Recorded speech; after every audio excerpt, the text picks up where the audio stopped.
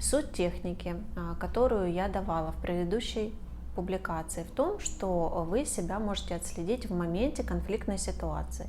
А как отследить? Очень просто. Нужно задать себе вопрос, кто я, когда я так делаю.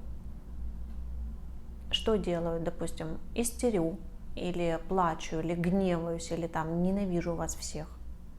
Это тоже определенная роль. Когда ответ, кстати, может быть очень нецензурным, и это нормально, вы сами для себя обзываете роль. То есть, когда будет роль идентифицирована, сразу вы как будто растождествляетесь с этой ролью и можете посмотреть на ситуацию со стороны. И тогда сразу понятна и ролевая позиция, и все участники, которые нужны для этой ролевой позиции. И в принципе, почему я так реагирую и отыгрываю именно эту роль. Зачастую люди отыгрывают практически одни и те же роли.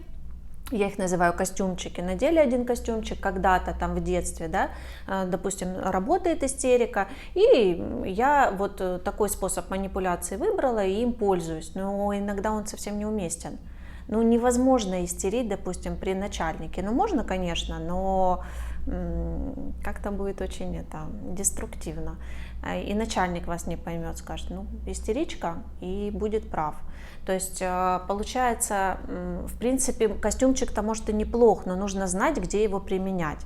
Так вот, эта техника позволяет не только отследить себя в моменте конфликтной ситуации, осознать свою роль, понять, насколько она уместна, и либо в процессе, либо потом уже после сказать, так, вот конкретно в таких ситуациях я решила, что я буду реагировать вот так, вот так. И добавила там в свой арсенал еще один костюмчик. В следующий раз, когда будет похожая история, надела просто этот костюмчик, все, и прожила эту ситуацию по-другому. И в посте как раз-таки говорится о том, что эмоции, которые вы не прожили в тот момент, можно прожить потом. Опять же, возвращаясь эмоционально к какому-то конфликту и выясняем, кто я, когда я так делаю, обозначили себя, прожили эмоцию и отпустили.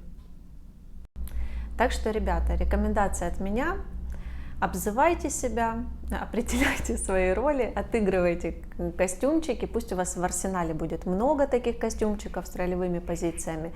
Главное, чтобы любая ваша роль была уместна и экологична для вас и для участников конфликта.